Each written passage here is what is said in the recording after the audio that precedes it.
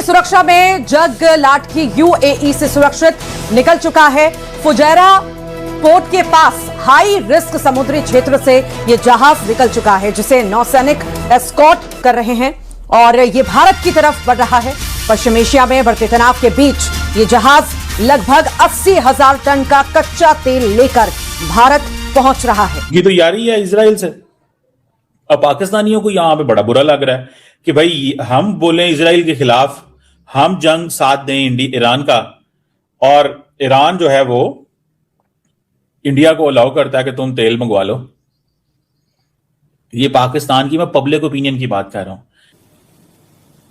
अब भारत लगातार दर लगातार बात कर रहा है ईरान से, और भारत के और जहाज भी आएंगे। ये पूरा जो कुकिंग गैस का ये सारा संकट है, अब ये दूर होगा क्योंकि ईरान से बात हो गई है। दोस्तों, ईरान से बात ये हुई है कि जो भारत का झंडा लगाने वाले जो शिप्स हैं या जो भारत के शिप्स हैं, उनको आराम से आने दिया जाए।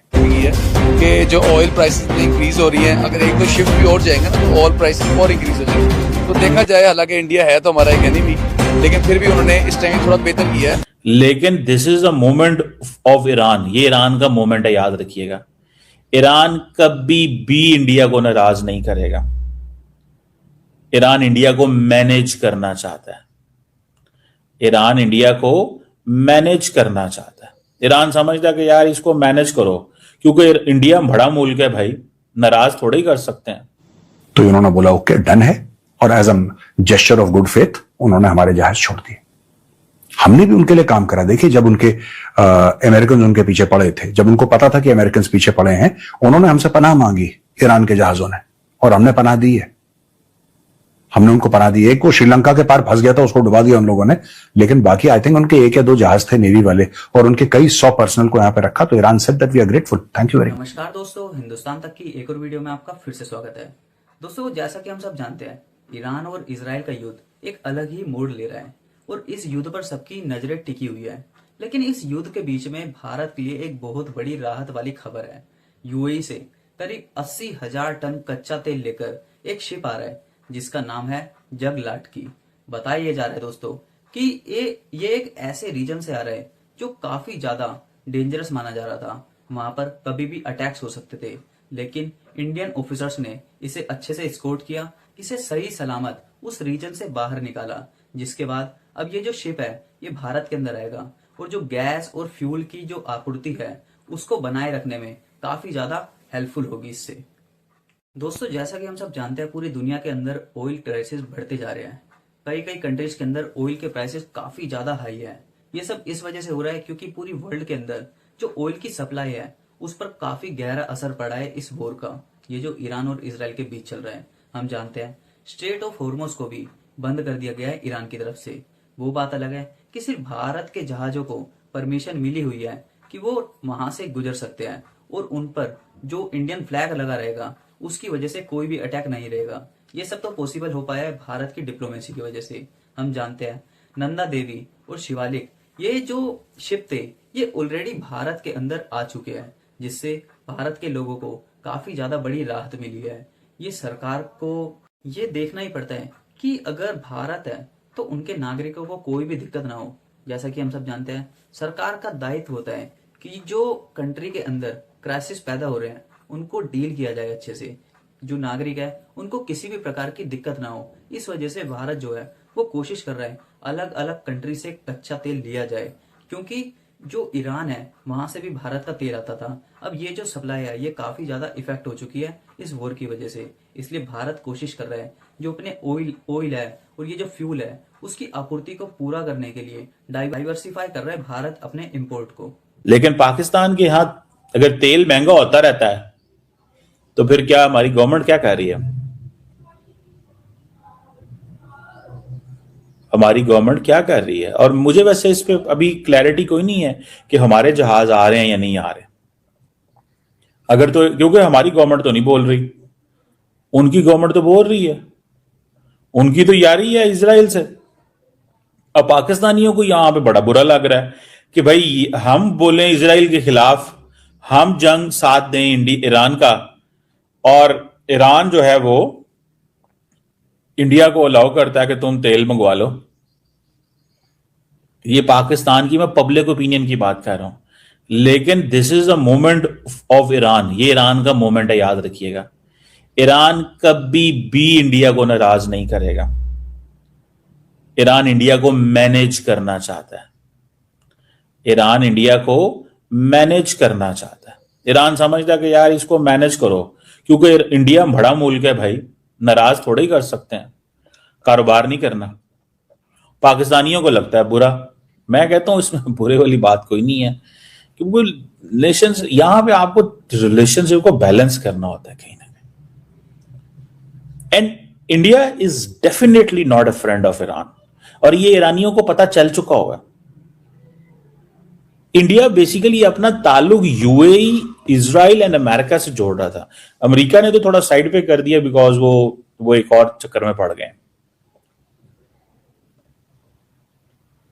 मुझे ये लगता है कि ये जो सारी की सारी जो जैसे कहता है ना, इंडियंस कोशिशें कर रहे थे, ठीक है, कि हम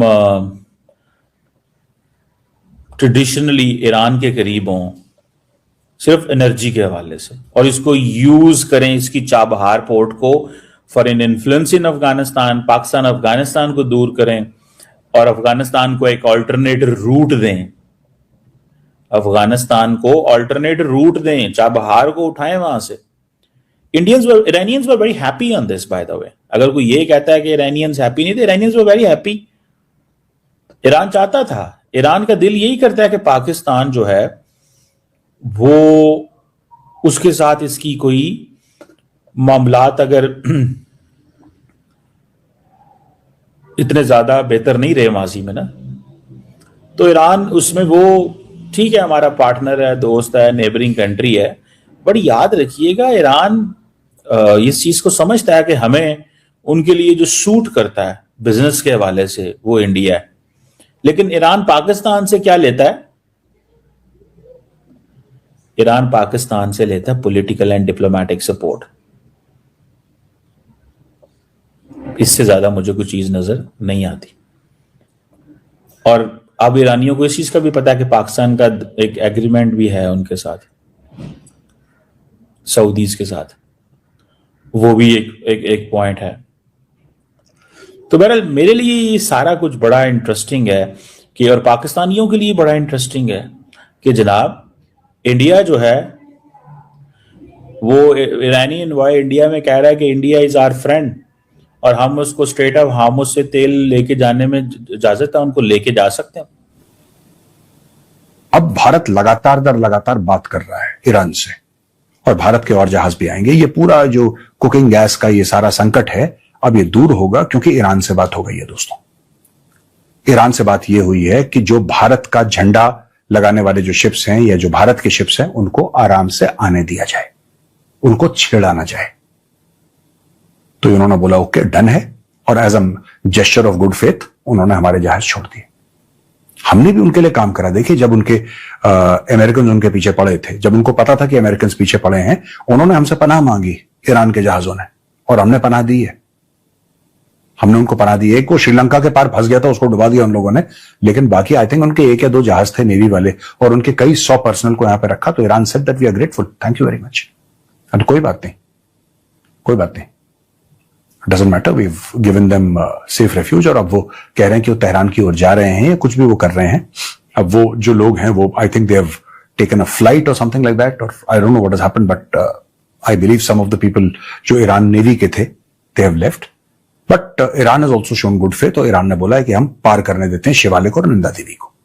तो दोस्तों, ये एक बहुत बड़ा कंसाइनमेंट एलपीजी का आ रहा है भारत में, और लोग कह रहे हैं कि पीछे और भी कंसाइनमेंट्स हैं, अभी आना शुरू हो जाएगा। तो आप देखेंगे कि धीरे धीरे धीरे जो हल्का सा एक संकट आया और लोग थोड़ा सा परेशान हो गए कुकिंग गैस को लेके, अब वो मामला भी सॉर्ट आउट हो रहा है। और दोस्तों, यहाँ पे हमास का एक बहुत बड़ा बयान आया है। हमास ने एडवाइस किया है ईरान को कि देखिए, हम मानते हैं कि आपका पूरा अधिकार है, you have every right to stand up for your defence. जो अमेरिका और इजराइल ने आपके ऊपर हमला करा है, आपको अपने आप को बचाने का पूरा अधिकार है, लेकिन ये जो आप अपने नेबर्स जो मुस्लिम कंट्रीज हैं उनके ऊपर आप बम मार रहे हैं, ड्रोन मार रहे हैं, ये गलत है, आपको रुक जाना चाहिए। और उसने अपील करी है through Qatar, through Turkey, that they should stop. The government of Iran को डायरेक्टली अपील करी है कि आप देखिए, आप ये मुसलमान देश है, आप इनको मत मारिए। इसमें भी देखिए साहब, हमास के ना रिलीजियस ओवरटोन्स हैं।